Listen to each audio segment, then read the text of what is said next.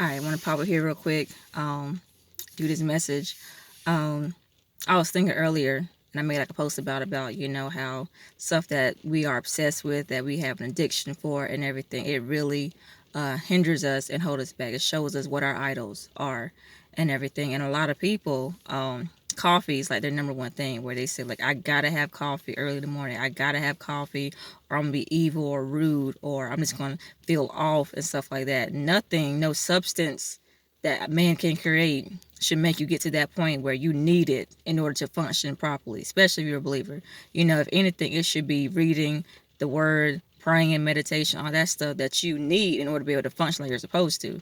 We should be saying, if I don't be able to spend time with God and prayer and read my word early in the morning, then I'm off. It should be that, not I gotta drink coffee and stuff like that.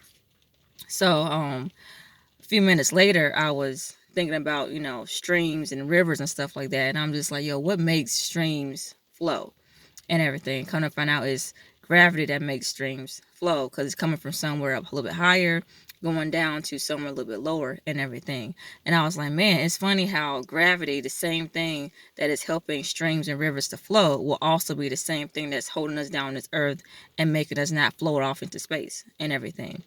And it hit me that a lot of people have two types of gravity. You either have a gravity that's holding you down to where you can't really function like you're supposed to where it's hindering you to flow like you're supposed to in Christ, or it's helping you to move. And for a lot of people, coffee, uh, whatever it may be, they need their phones early in the morning, uh, whatever, is pretty much holding them down. It's like, their gravity and stuff like that, and he's saying, no, we need to have gravity to where we're able to flow. Our gravity should be reading the word and praying and all that stuff. It should be being able just to be able to flow like we're supposed to in Christ. Nothing should be holding us down to where it's like, man, I can't move like I want to. I can't function like I'm supposed to because I don't have this, I don't have that.